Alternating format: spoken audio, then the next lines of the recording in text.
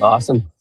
Yeah, so we started, it's been 2 weeks now. Was it 2 weeks or a bit more than 2 weeks? Yeah, just about 2 weeks.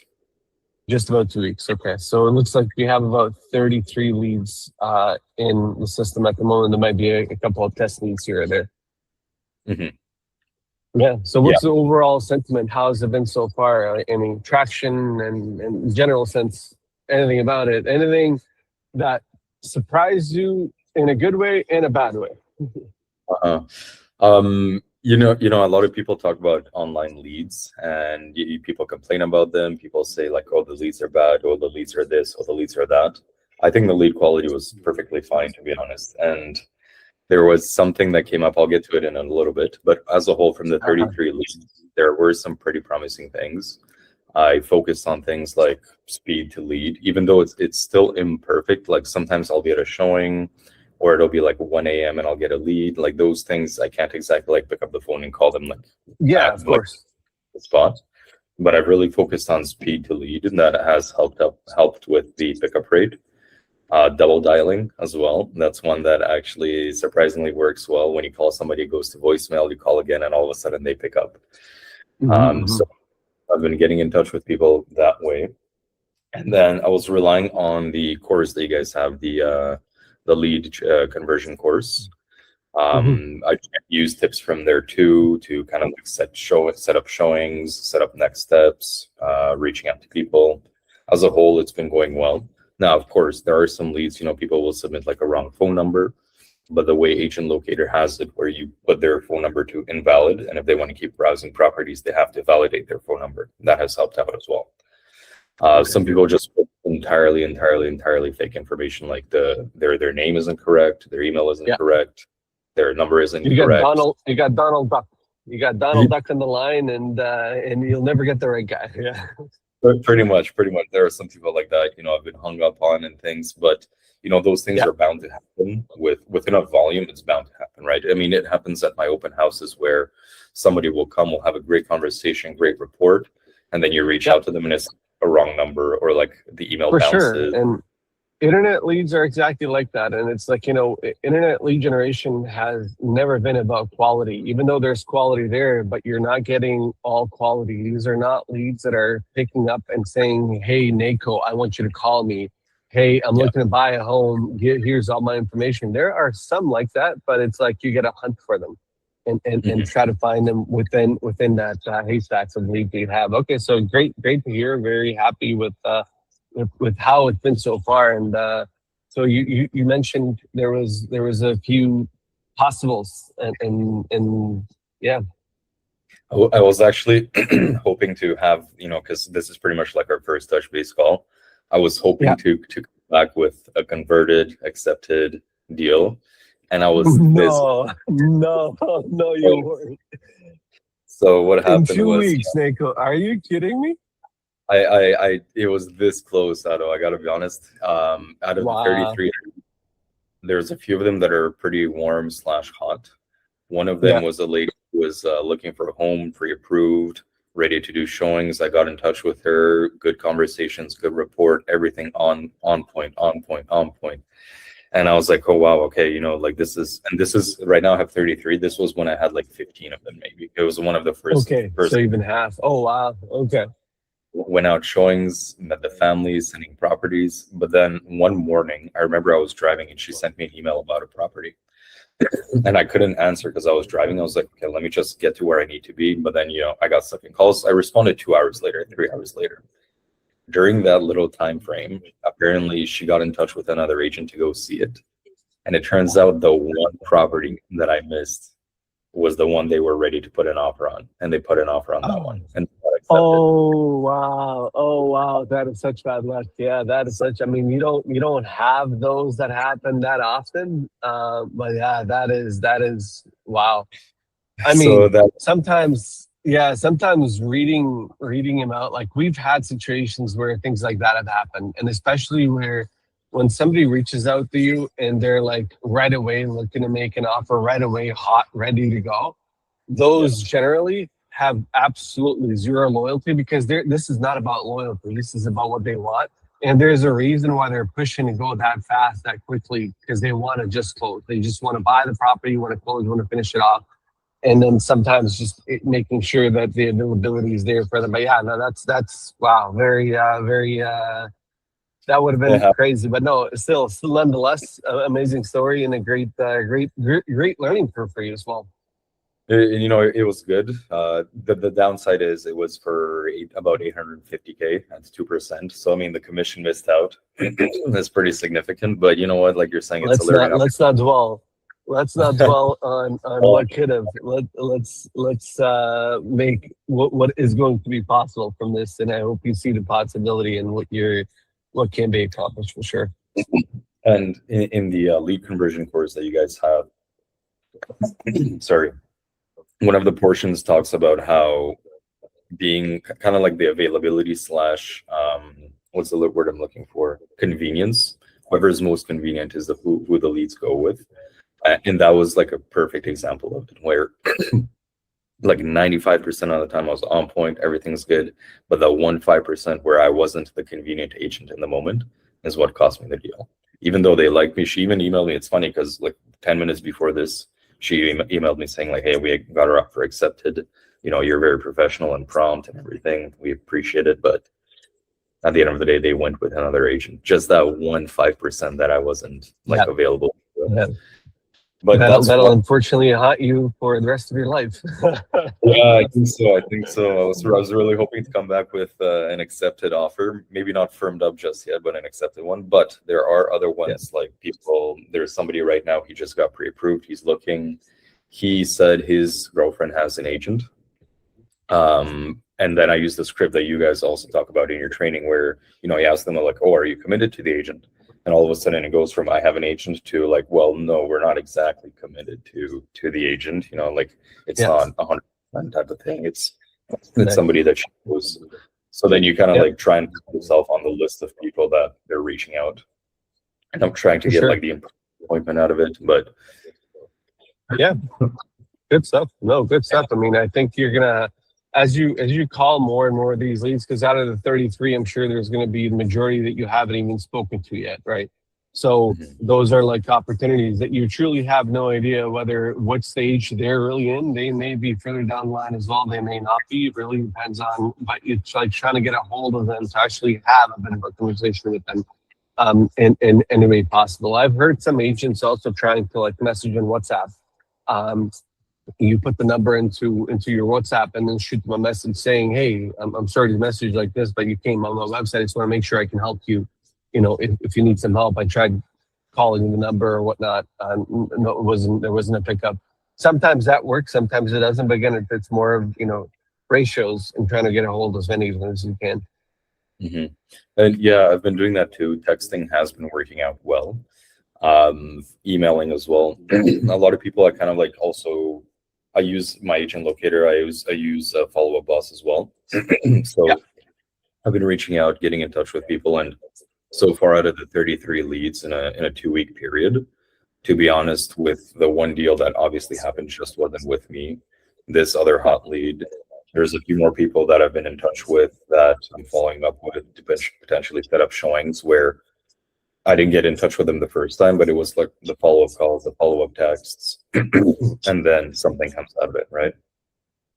So as a whole, people have the 1 in 100 industry average in mind of like you convert one lead out of 100.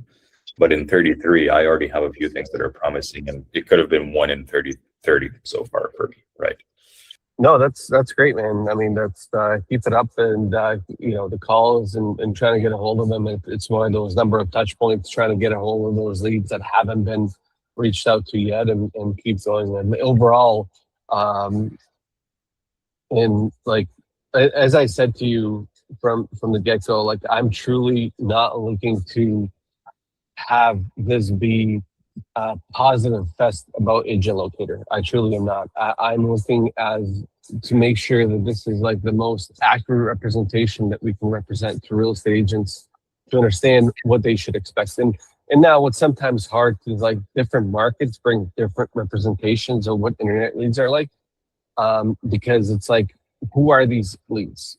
it's simple. These leads are people that are going online searching for homes for sale in an area. Now they could be searching for homes for sale because they're at the very beginning stage of the buying process and they're just curious to see what's out there, or they want to see what homes are valued for in their area, or they may be looking to buy immediately. So it's a mix. It's a good mix of fool and everything.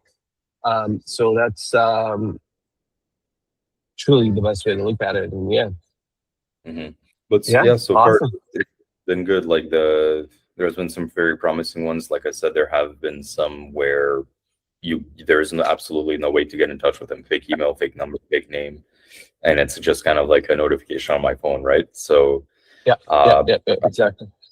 as a whole, like the more leads I get, the more, because at first, like it was just one here, one there, one at the end of the day, one in the morning. Like I can't really set up like a 2-hour time block to be calling everybody because there really aren't that many people to call. But now that I'm getting more, I'm really trying to now block out the morning and then switch it up like during the week, because not everybody responds in the morning. Some people respond, some people in the evening. So really having like a 2-3 hour block of just like focus on the pay-per-click leads, like get in touch with them through email, text, phone call, like just making sure that I have those attempted touch points, just so that nothing really slips through the cracks. And then, if I'm doing whatever I'm supposed to do, I should see the results. Yeah, and especially like after a long time, where the leads have been in there and you accumulate a large number of leads. Can you tell me a little bit about, like, you've been in real estate, I think 4 years, you said, right? 3 or 4 years? Okay. And your primary source has been door knocking, where you're going and you're door knocking, and that's the way you're capturing leads and capturing people you're speaking with.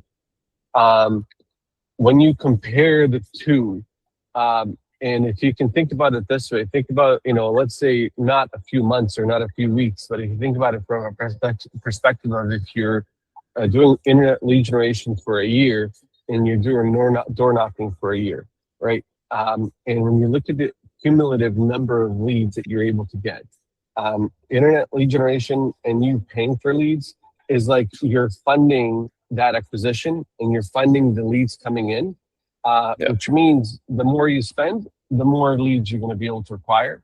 And with door knocking, the primary difference is there is no scale, right? Meaning that, and this is what I'm thinking, you maybe correct me if I'm wrong there, but there's no scale in the sense that it's your time, right? You can't make more time to be able to knock on more doors and be able to access more leads. So from a scalability perspective, to be able to scale the business at a next level in any sense, how do you compare the two? Like, do you have any nuance now that you've had a couple of weeks of it? And if has that crossed your thought? Has that kind of process hit your head at all? Yeah, I think for pay-per-click, like online leads, it's definitely more scalable compared to door knocking. Door knocking is more linear, right? It's the amount of time you put in is the number of leads you get out of it. Whereas with online leads, it's kind of like if you turn on the ad spend tab, then more stuff's going to come out. And if you have everything in place to be able to start converting it, not that I've been like doing crazy, like a crazy number of deals yet. It's really been that one we just talked about in the few I have going. Yeah. But if I were to like extrapolate this over like 6 to 12 months, and I do everything I'm supposed to, and I have the systems in place and the follow-ups and everything, there's no way it doesn't result in some sort of business, right? So I do think in terms of scalability, it would scale more with online leads. The one thing I do prefer about door knocking, though, is the fact that it's kind of like mini in-person appointments, where with pay-per-clicks, with online leads, you are a voice on the phone at the end of the day, and you have to approach. I personally try to approach with that in mind, where you're trying to get the in-person appointment. With the door knocking, even though it's linear, what I prefer is the fact that I've met these people in person. I present better in person because I kind of have like a monotone voice too. I don't know, but over the phone, but I present better in person. Body language goes a long way.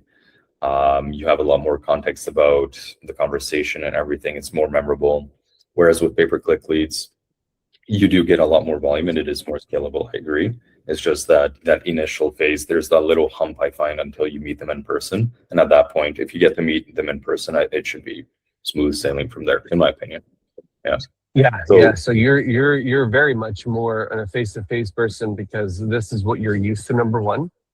Number two, you have that look about you that's a trustworthy look. Like I can look at you and say, I can trust what you're saying. And I just feel comfortable with that. And that's how other people feel as well. And I think you should take that and actually apply that to leads as well. Because what you need to do now is just like you're doing here, you're going to record a video of yourself saying, hey, it's Neyko. I just wanted to put a face to the internet lead. I know you came on my website, you're browsing for a home, and who knows what stage you're in. But I just want to let you know I'm here for you. If you need anything, please reach out to me and I'll be more than happy to help you. Right? That quick video where you recorded, and then we can embed that video in an email. And you know, if you've ever seen one of those emails, it's like a GIF that's like just like a moving thing and it says like 15 seconds below click here to play. We can make that be the first email that actually goes out from your system as well when a lead registers, so that then you present your face to them, even though they may not be speaking back to you, but at least you present your face to them immediately. Does that make sense? that does, and it's actually been something on the back of my mind recently, because I remember last year from door knocking, I had sent somebody a Loom video as a follow-up, and it had actually worked out. I had sent a couple before that, but they never, people didn't like really look at them or anything. I was like, you know what, let me do a few more. And I sent one, and it ended up being a listing because he watched through it, he liked it, he remembered me from door knocking. So, and I was thinking like with all leads, if I can kind of put like a face to the name type of thing, and if I can incorporate that into emails or text messages, I do think do this. Absolutely. useful. Do this for me. Yeah, if you can record and send it to me, because what I'll do is I'll set it up for you on a little landing page, and we'll have like a little form right below where they can send you a message quickly. And record. Don't make it too long, like 15, 20 seconds. All it is an introduction, because it is the very first time, right? It's simply, hey there, it's Neyko. I just wanted to put a face to whose website you're on. I don't know what stage you're in. You're looking for a home. See if you can work with ChatGPT to put together a very nice introduction, kind of, if there's anything I can help you with, please let me know. Shoot me that video, and then I will get it up, and so that we'll then create a GIF out of it. And then what I'll do is I'll make a little landing page that when somebody submits anything in that form, it'll automatically go to you. If they like ask you a question or whatever it is, it'll just go directly to you in your CRM, so that you also get a message back to let you know. And then we'll see what we could also do to give you back some information about when they watch that video. So when actually somebody opens up the link, that they've opened it up and then when it's watched as well, so we can pass some information back to you. So shoot me that video and I'll get that rest of that stuff set up for you. Sounds good. Okay, I'll work on that. I'll look into it. Yeah, and I'll get back to you. Awesome. Well, good stuff, man. I mean, I that's incredible. Keep going, keep chugging at it, man, and you're gonna absolutely kill it. And if you have any questions for me or us, where to reach us, and we'll go from there.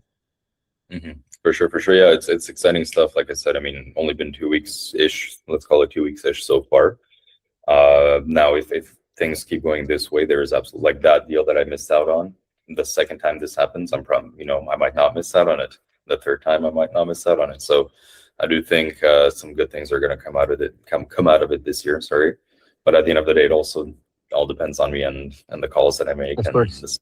Absolutely. So we'll see. It's going to be stuff ahead. Awesome. Well, as soon as you close one deal, you're going to have to come to Toronto and then take Ben and I out for dinner. For sure. When it comes